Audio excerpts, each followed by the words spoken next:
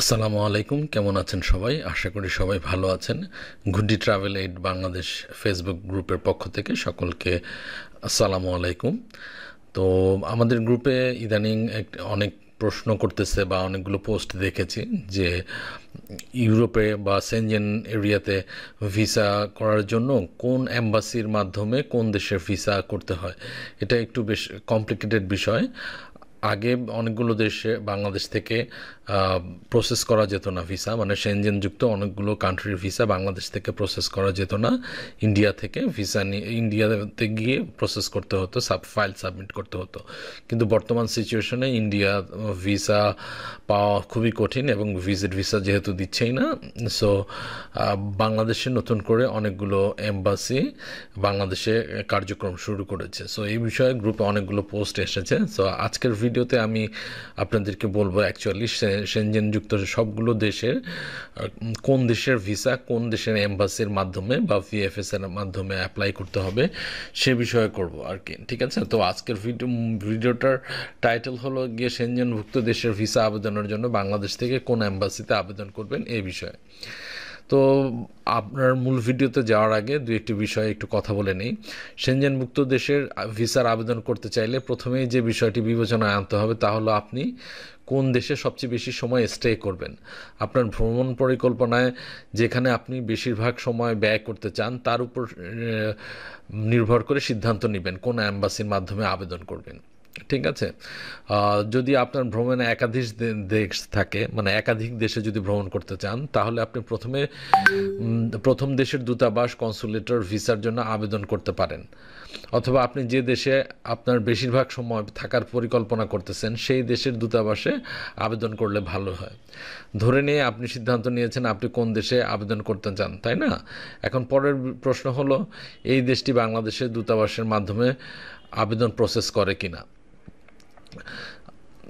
কিছু দেশ আছে যেগুলো এম্বাসি সরাসরি আবেদনপত্র গ্রহণ করে এবং কিছু দেশ আছে যেগুলো অন্য দেশের এম্বাসির সাথে অ্যাসোসিয়েট হয়ে কাজ করে এবং কিছু দেশের আবেদনপত্র ভিএফএস গ্লোবালের মাধ্যমে সংগ্রহ করে থাকে বা প্রসেস করে থাকে।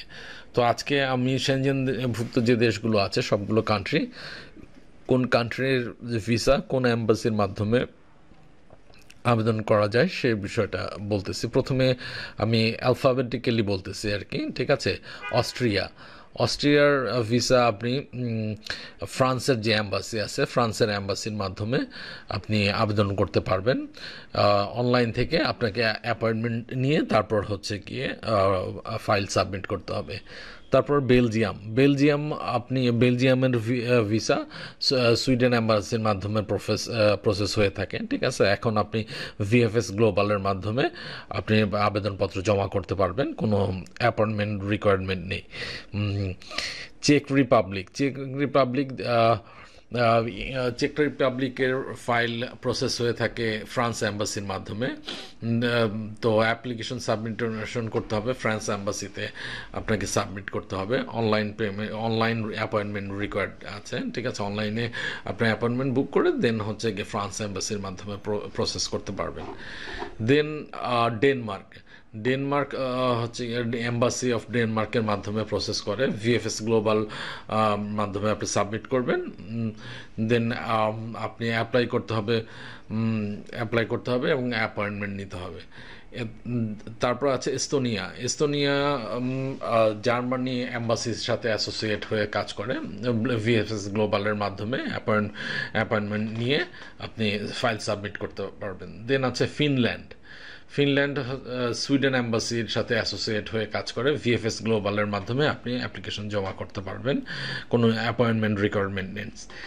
দেন আছে ফ্রান্স অ্যাম্বাসির মাধ্যমে করে থাকে process.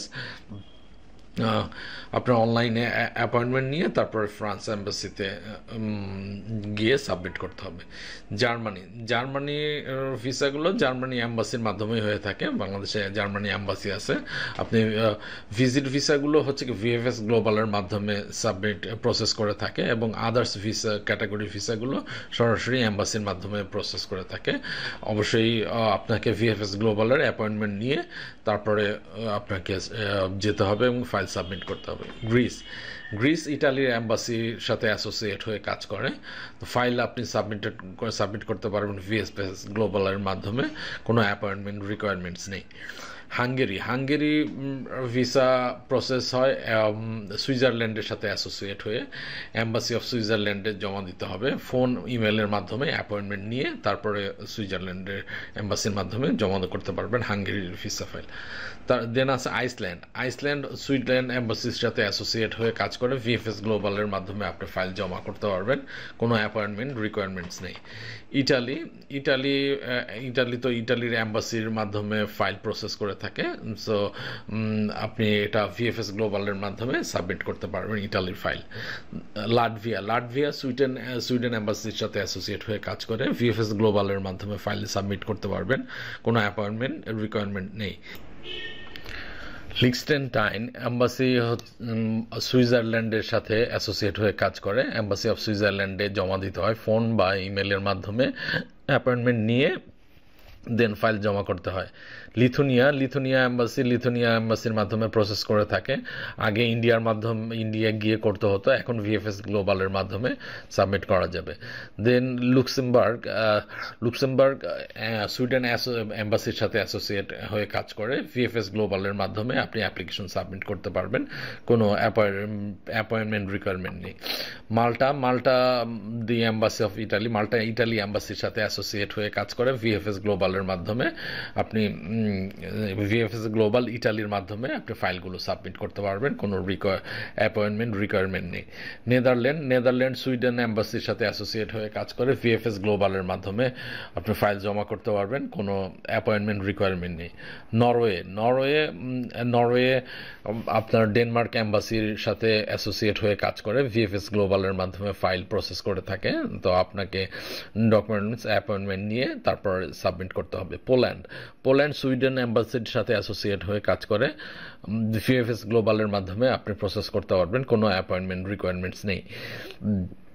Portugal, Portugal embassy France অ্যাম্বাসির সাথে অ্যাসোসিয়েট হয়ে কাজ করে, ফ্রান্স এম্বাসি অফ ফ্রান্স এর মাধ্যমে প্রসেস হয় আর কি, আপনি অনলাইনে অ্যাপয়েন্টমেন্ট নিয়ে তারপর আপনি ফাইল সাবমিট করতে পারবেন, পর্তুগালের ভিসা ফ্রান্সের এম্বাসির মাধ্যমে প্রসেস করতে পারবেন।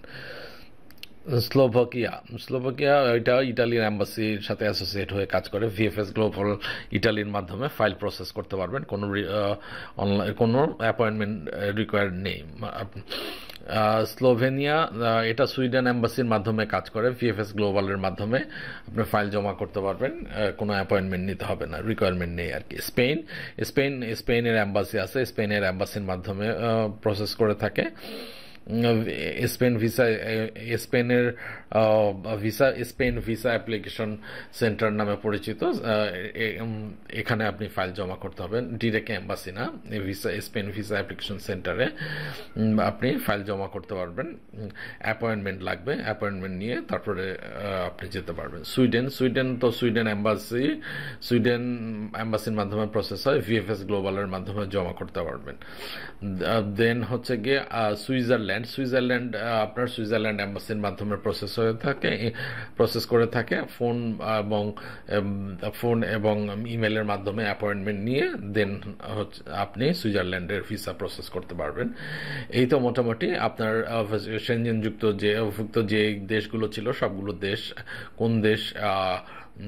কোন দেশের সাথে অ্যাসোসিয়েট হয়ে অ্যাপ্লিকেশন গ্রহণ করে এবং অ্যাপয়েন্টমেন্ট রিকোয়ার্ড না, সে বিষয়গুলো আপনাদেরকে জানালাম।